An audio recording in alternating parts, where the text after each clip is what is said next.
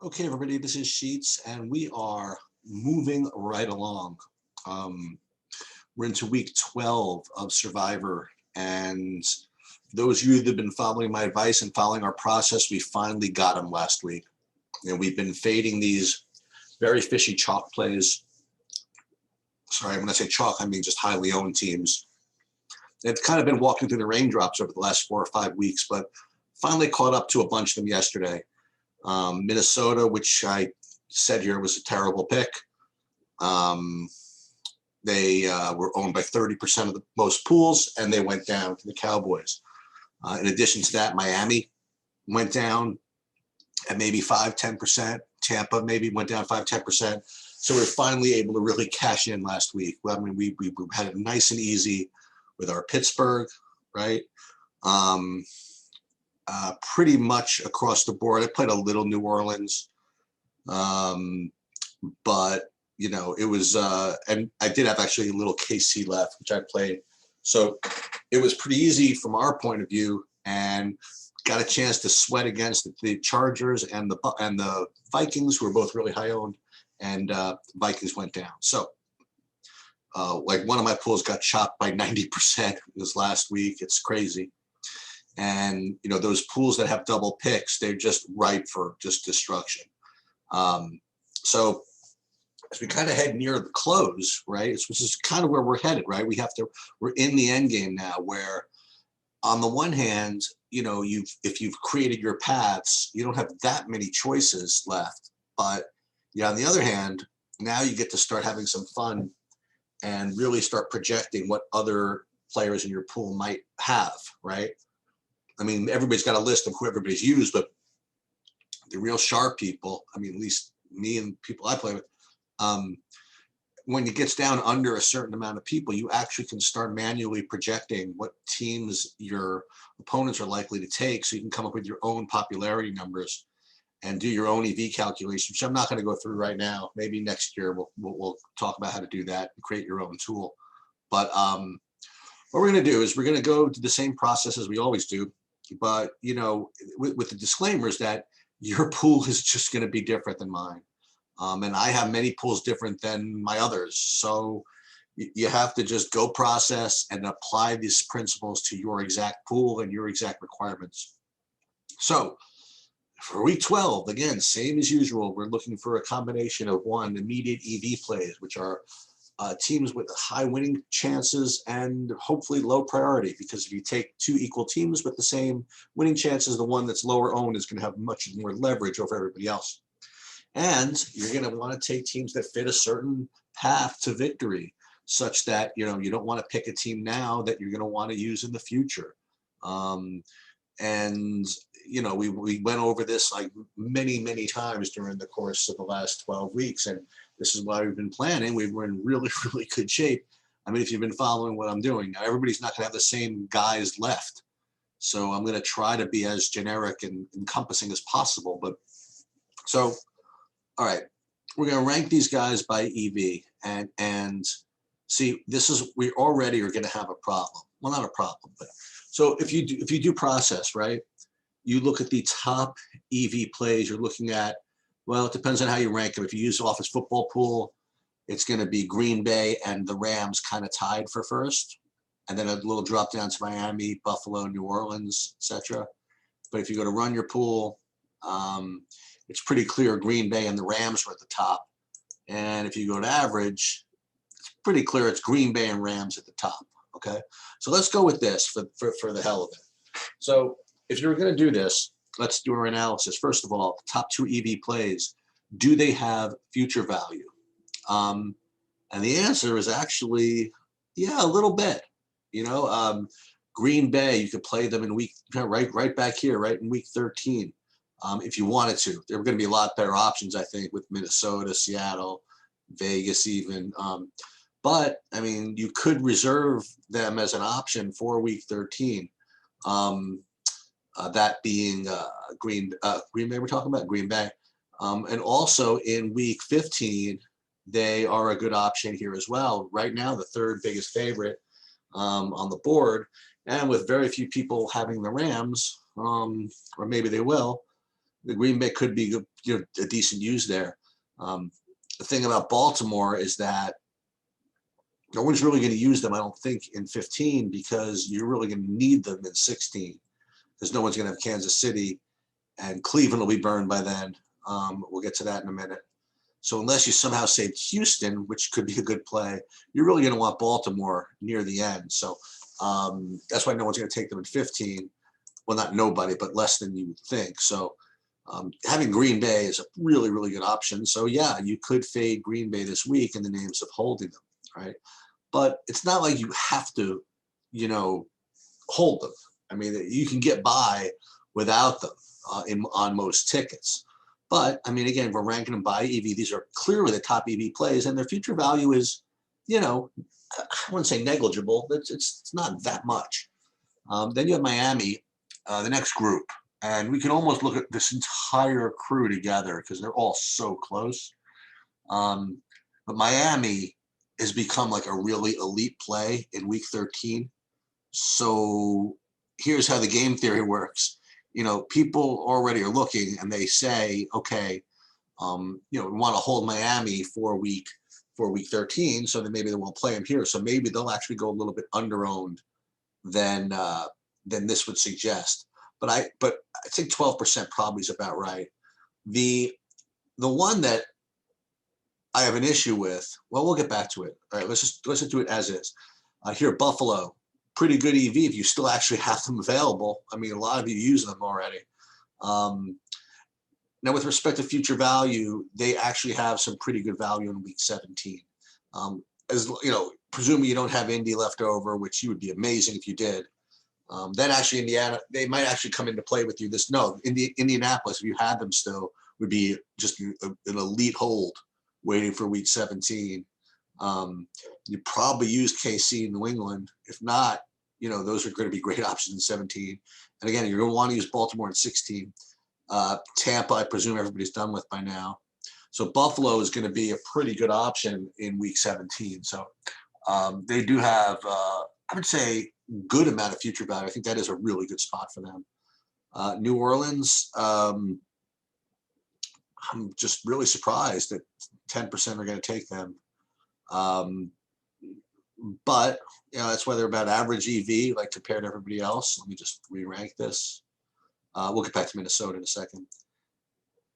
And they got a decent spot there in 16 that's really, really strong. And that's something to be respected. So I think New Orleans, I figure they're very similar to Buffalo as a play. So if you had New Orleans or Buffalo, I think you could flip a coin between those two. But I still don't think either of them are as good as Green Bay or the Rams. Minnesota, again, decent EV, but they're really you're going to be able to use them in week 13 for openers.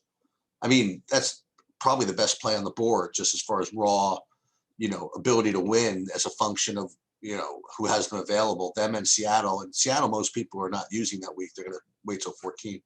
So Minnesota, I mean, in 13 is going to be incredibly popular, like them and Vegas, for example. But, so maybe they don't have as big of a future value as you would believe because you really don't want to use them in 13 if you can avoid it. You might come up in week 15, but week 15 is not the hardest one to get through. You could always, I don't know, you could always burn Baltimore, but if you're not saving either the Rams or Green Bay, you probably don't have Pitt available. You probably would have burned Seattle.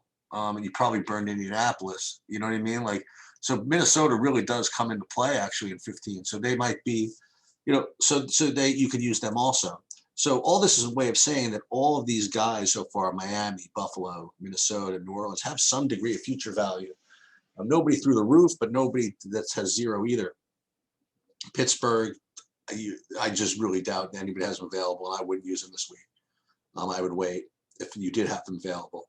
The interesting team that kind of just that crawled out into play this week is the Giants, right? With the injury to Burrow, the Giants have become a pretty decent sized favorite, and they are, they have like no future value. So as a result, they're going to be pretty popular, which is why their EV is just kind of average. So yes, they have a pretty good EV compared with all these guys, Miami, Buffalo, whatever. And I guess you got to go in favor of the Giants over all these because of all these teams. The Giants are the one with literally zero future value. Okay. So, I guess they give the Giants a small nudge over Miami, Buffalo, Minnesota, New Orleans, Pitt, whatever, if you have them available. I guess that's the takeaway from these kind of mid-range teams. And Kansas City, I presume you don't have, but you wouldn't want to take them now anyway. And the other team here that's going to be highly owned that, you're just going to fade is going to be, well, I shouldn't say you have to fade because it's kind of encompassed within that same group, right? Its EV is very close. The popularity is already factored in to the EV, and they have a little future value, don't they? I mean, at Giants is not really that big of a deal, but the at Jets in 16. So Cleveland, they have a little bit of future value too. So I don't know. I think that the Giants are significantly better than Cleveland as a play this week. I think Cleveland's a pretty hardy avoid, if you want to know the truth. But what's fun and interesting about this week is that a lot of your pools are down to few enough players where you could figure out what's going on. Like there's this one pool that I'm in, actually a couple of them, where Green Bay, this projection of 7% is a complete pipe dream. It's just never happening. I mean, I did like just kind of a hand thing of like the guys that I'm in against and who I would pick if I were in their shoes, for example, just using sound principles. And I'm getting like in one of my pools, Green Bay closer to like 30%, and again, maybe it's one of those cases where I underestimate how people can be bad and they won't take them. But as far as I'm concerned, at least there's one pool that I'm in, 30% I have it rated for Green Bay. So I put it in my kind of adjusted tool to come up with a new EV, and Green Bay might not even be a play for me in that particular pool. But if there's a standard pool with, you just know that just kind of follows these numbers, then yeah, Green Bay is an elite play. But you have to really check your own tickets. Let's put it that way. And again, if you have a pool that has doubles in it, either now or coming up soon, remember future value just means that much more. So when all else is equal, you really want to favor the team, withholding the team that has all the future value. So it's on the one hand kind of a tough week to make what is the right decision, but they're all good ones. There are a lot of good ones. Like Green Bay is a good decision. I'm pretty much, unless you're in one of those situations where again you might have like let's just say you're in a pool with like 5 people left. And they all four of your opponents all have Green Bay and nobody good else, for example, and you just know that they're going to take Green Bay, you can just then you just get off of them and just go somebody else. You can just knock the whole pool over, literally the whole pool. So you could show a little smarts and go and read the board, so to speak, and you can come up with your own leverage. I hope that by now, looking through these, you know what I'm talking about and you know how to do that. And no, unfortunately, I can't give individual advice on individual sheets. That would take me too long and it would be unfair to people I don't get to. So hopefully the process and the procedure that I've been going over and continue to go over will help you more than, just says, "Ooh, but I have this, who do I take?" So I guess to summarize, all else being equal, Green Bay and the Rams are the best plays. But depends who you have left. I mean, a lot of you don't have the Rams, for example. But here's like an example. Here's one way to look at it. Let's just say you have both Green Bay and the Rams available, just for the hell of it. One way to look at it is, they're pretty close as far as EV goes. But you know what? I'm going to use the Rams in week 15. Okay? And it makes sense, right? So you take Green Bay now and you leave the Rams until 15 with the top play on the board.